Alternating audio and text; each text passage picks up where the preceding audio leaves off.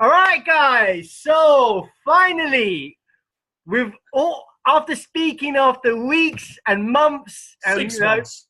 3 months, me and Maru have finally got together, and we are bringing out a really, really interesting interview.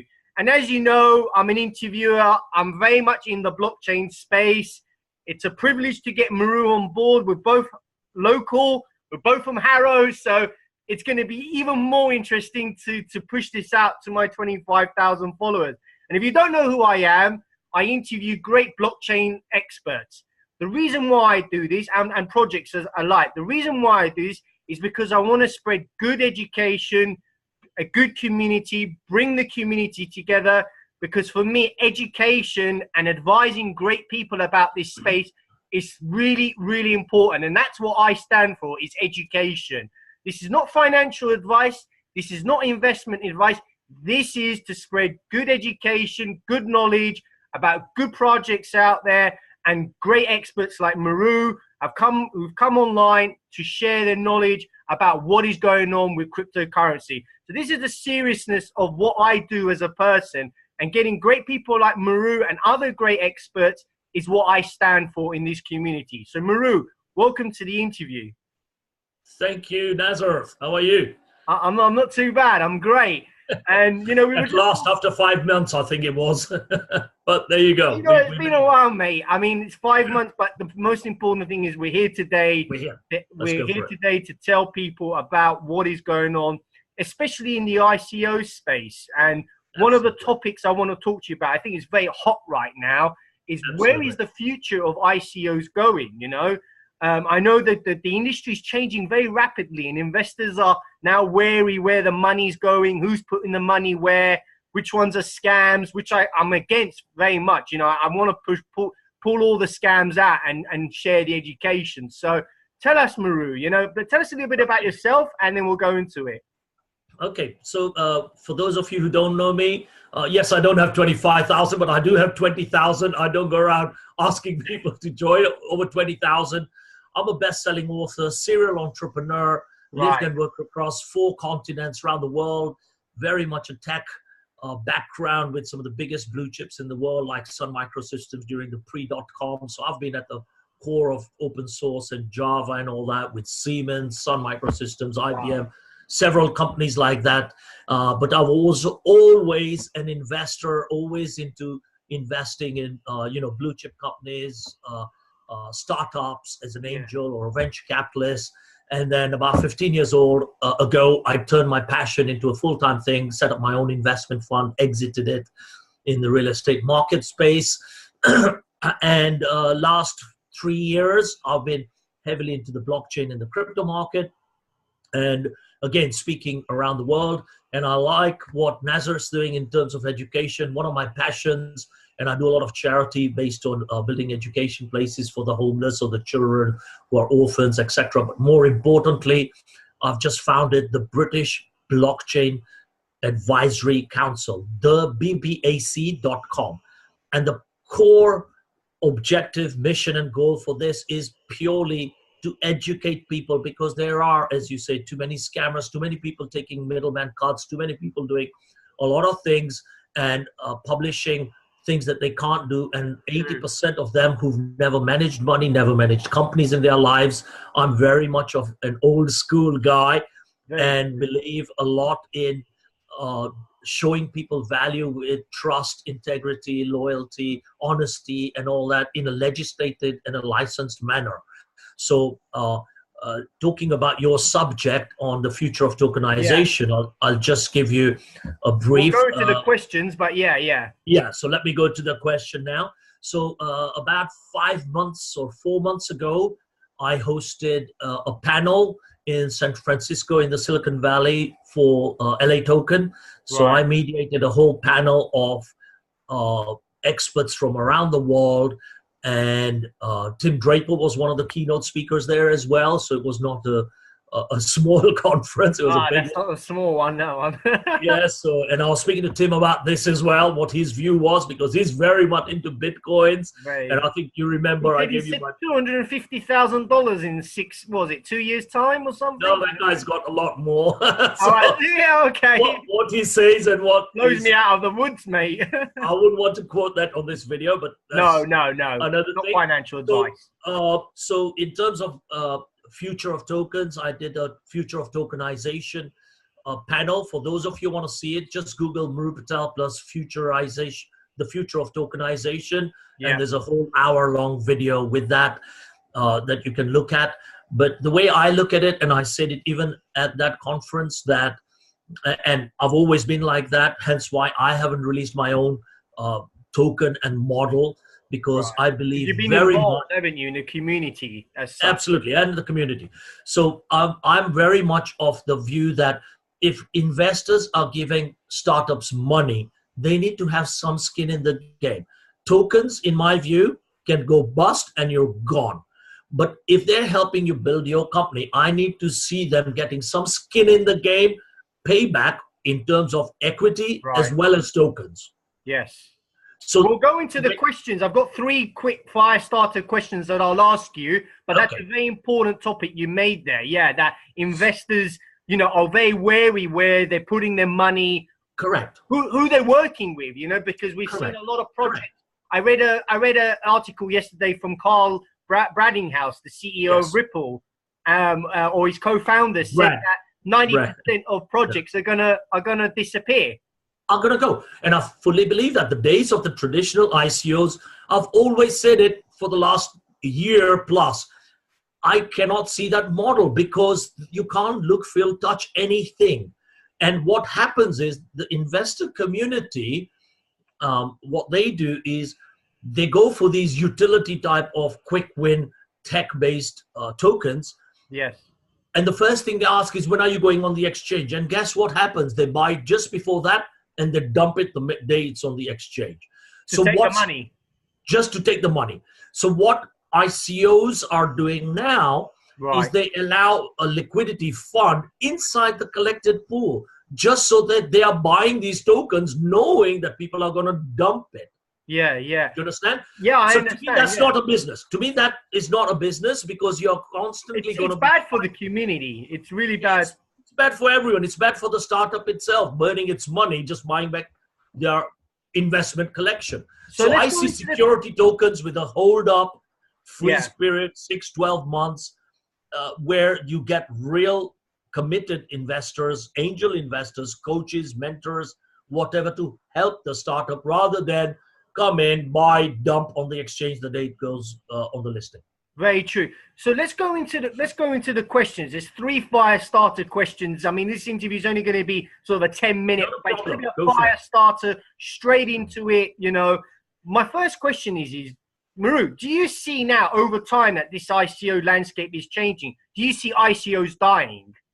I absolutely see not die. They'll never die as such, but they will change the whole dynamic of it. So STO is, in my view, the first phase. Yeah. Okay. So the last 6 months, STOs are becoming more popular. And the more the government start doing the regulations, the more the government start asking for people with licensing. So it's bringing what I call the old IPO way of working and the ICO way of working, and bringing to a common fast track way of raising funds for the startup and the investors feeling secure that someone's not just going to sit there and burn their money away.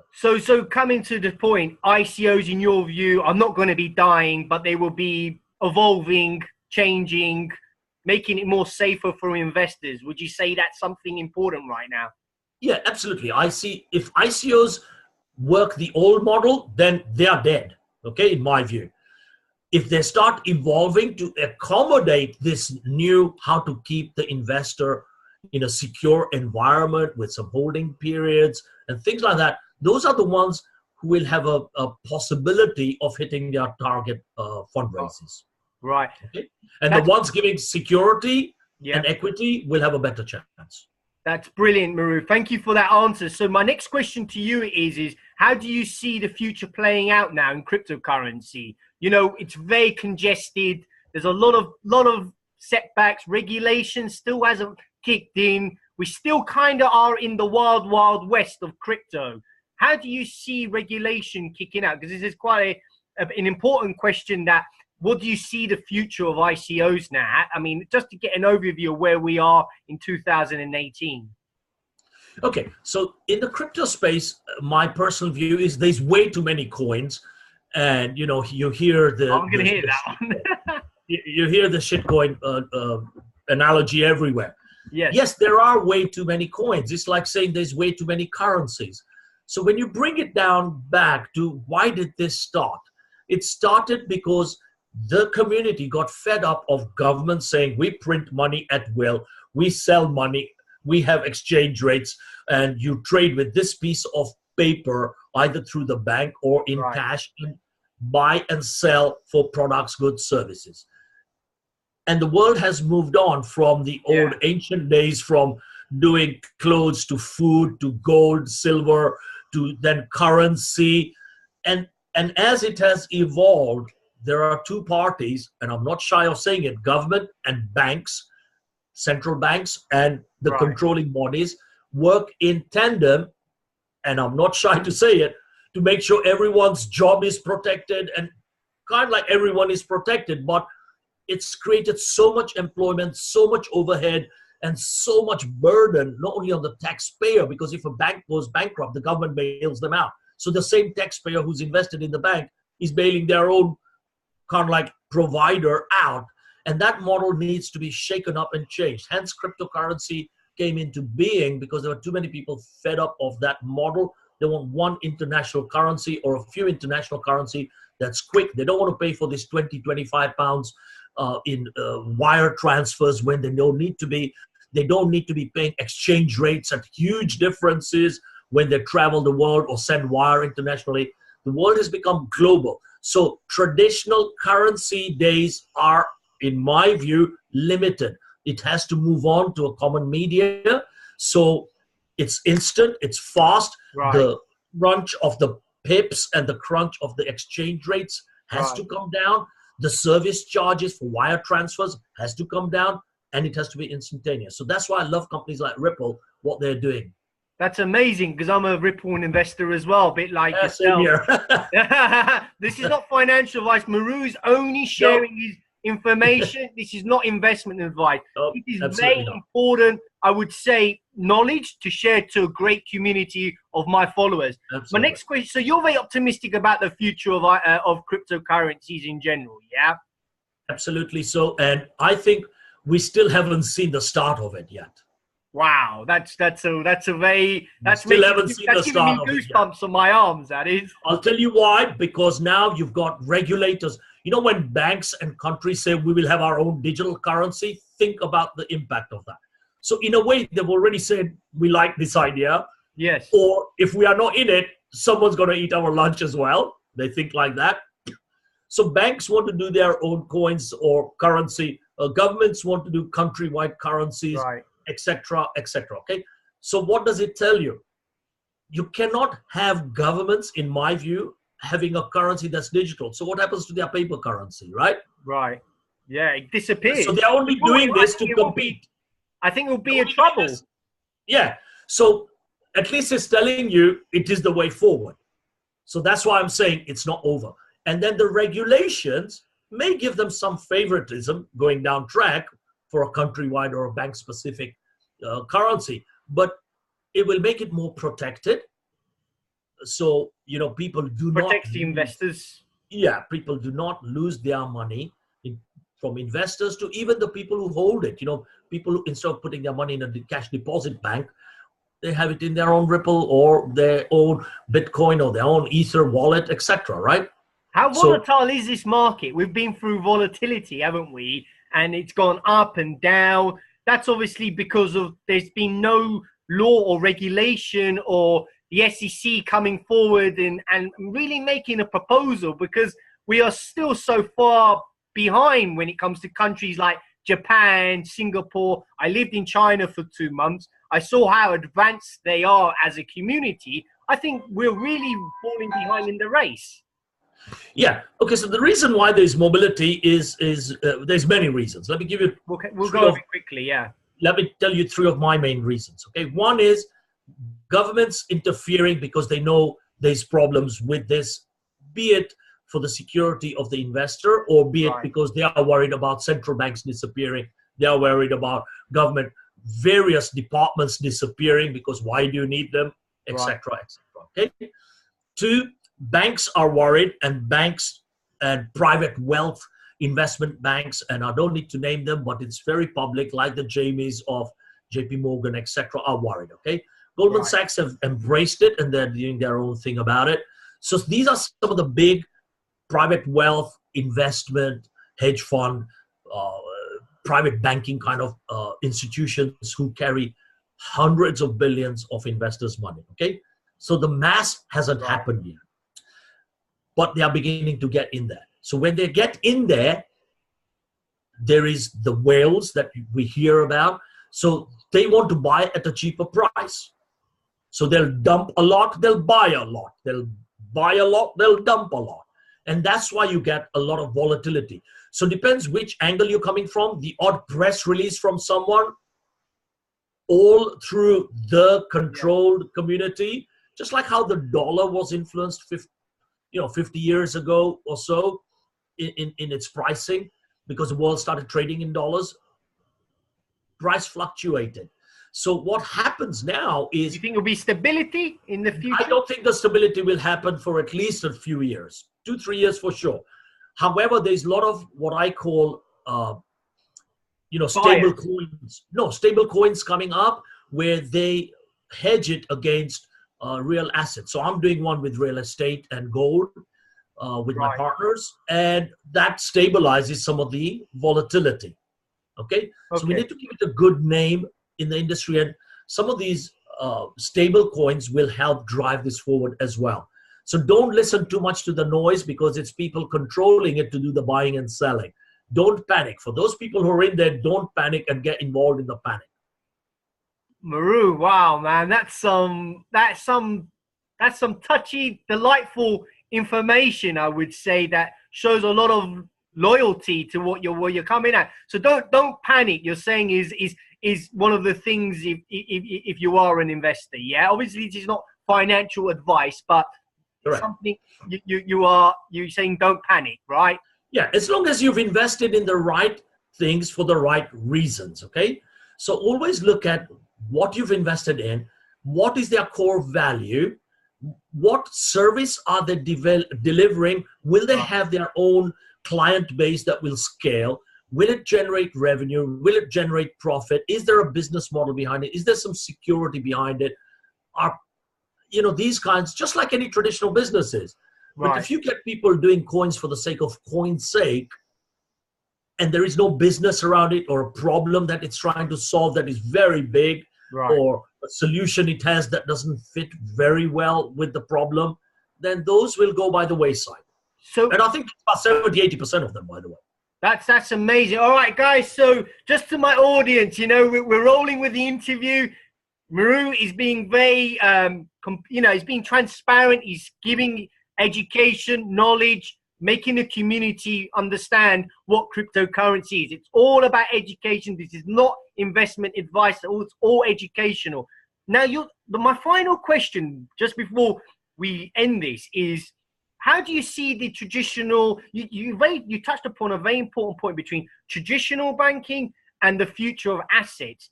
Do you think the model is changing now between the traditional side of banking in the way things are done to the way now we look at cryptocurrency and digital assets? And what else I want to say is, do you see one predominant crypto asset? We know that Bitcoin is king. We know that, it's a store of value, but now I feel a sentiment is starting to change a little bit. And I'm a Ripple believer, a bit like yourself. I don't know why, but I've done my knowledge over it. I believe, in the future, there's going to be a number one digital asset. I'm going to be careful what I say, but I believe there's going to be a number one digital asset. Do you see the sentiment changing from Bitcoin to something else? Oh, absolutely. It's already happening. I don't know. Yeah. I'm trying to say what you're talking about. It's already happening, okay? Because if you look at it, your question was about banking and traditional banking. Traditional So 2.5 years banking ago, to the digital asset. yeah, 2.5 years ago when I went into this, I said, okay, and I've banked around the world doing investment funds. So it's at a multi-million dollar level. So I've seen the problems I personally have faced when trying to get any form of financing through to construction work, Right. through to running onto how banks charge you for penalties, to taking away assets. I've been through the whole lot. I've got the scars, okay? Right. And Okay. what I'm talking about through experience, I didn't like that model. So myself included, we are building a digital banking environment. And if you think about it, all the things that people don't like about traditional banks, having to go to the high street, etc. 2.5 years ago, I wrote a paper saying in 5 years' time, 50% of all traditional high street banks will disappear. We are 2.5 years down track, and I think we're already 20-30% down, all right?